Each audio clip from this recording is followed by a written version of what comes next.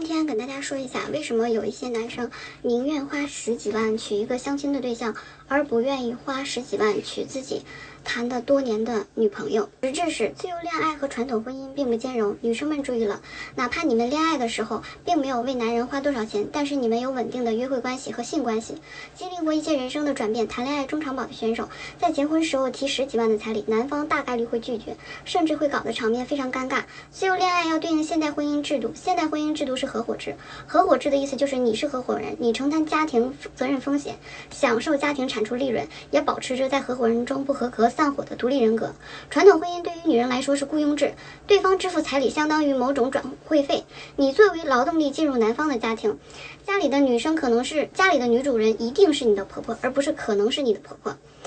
或者说男方家长的话语权在传统家庭里面是权重是很高的，当然传统也有好处，就是男方家庭一般来说比女方家庭收入高很多，地位更高。如果差不多甚至很穷的话，那么就会出现在彩礼上做出大额补偿。传统婚姻对应的传统女性思维，女性只有在婚姻的保护下才需要有性关系，却对于物质渴望大大高于精神渴望。在传统婚姻里，女人对于男人的精神共鸣是约等于0，男人在外不着家，只要还给家里一定数额的家用，就是合格的丈夫。自由恋爱则是对男人有同样精神要求的，要么大家都是开放式，要么就是大家都是1对1，不管结婚前后，第一位都是平等的。对于小家庭的话语权权重则是第一位，夫妻比父母在经济上更强链接的独立存在。好处就是女人同样可以享受到性生活和精神自由，可以自我调节生育工作的排期达到平衡，代价自然就是在物质和精神上要挑起大梁。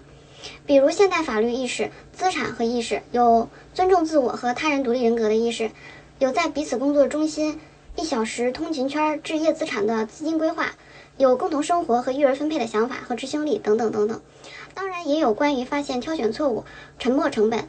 当机立断保住当下哪一个一拍两散的智慧和决断。无论是传统婚姻和现代婚姻，打着爱的旗号占着偷懒便宜，对于女人来说都是得不偿失。感情要有，自我规划也要有，选择自由恋爱就是要有自由恋爱的底气，而这个底气就是你在爱情之中不忘自我发展，理性商谈，合则双赢共荣，分则好聚好散。男女双方都觉得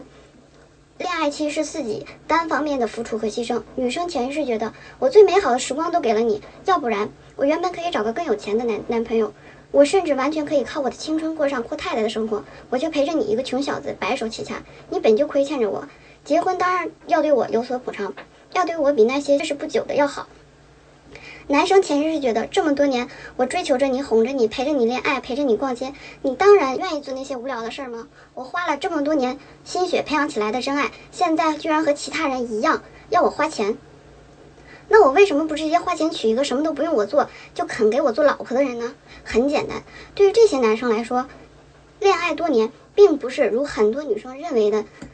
那样是一种收益，而是一种成本。换个问法，既然都是花几十万结婚，那么为什么不娶谈了多年的女朋友呢？按理来说，同时花那么多钱，理应娶谈了多年的女朋友啊，毕竟时间在那儿了，这样怎么才能算最划算呢？但是为什么男人放弃了多年的投入呢？唯一的就是男方止损了，说明你们之间出现了不可忍受的问题。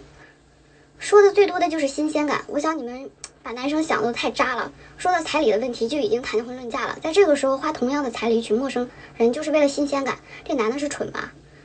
尝新鲜感就是在恋爱后或谈婚论脑子正常的人都不会在即将结婚的这个时间点上尝鲜，还是找刺激。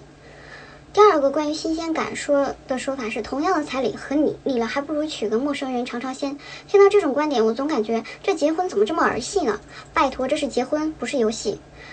这是个严肃且重大的事情。是个正常人在结婚前都是要提前了解结婚对象的，就算相亲见面，也不是见了面就要马上结婚的，还是要经过相处一段时间彼此了解。陌生人好比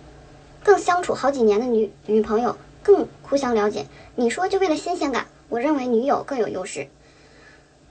自我个人经历这种同样彩礼转头就嫁了或娶了陌生人的情况，大多数男女双方年龄都大了，家里催得紧，工作占据了大部分时间，社交圈子又比较小，双方因为结婚中的各种问题分歧比较大，最后都折腾不起，也没有力气折腾了，死心了，家里还催得急，怎么办呢？最后经别人介绍相亲对象，又或者认识的陌生人，同样也是年纪大，着急结婚，最后在一起柴米油盐过日子，不求双方多浪漫，只求回到家有一盏灯为自己亮着，也不需要多精彩，只想安安稳稳的有个说话的人。希望不要把男人或者女人想得又渣又婊又那么不堪，最后和你走到最后的还不是另一半吗？人生不能从头来过，总有人选择了放弃前女友，花同样的彩礼去找个新结婚对象。你不能因为这个人没有选择和你同样的道路，就对他的选择不认同不理解。在我看来，每条路都不是错误，只是个人的选择而已。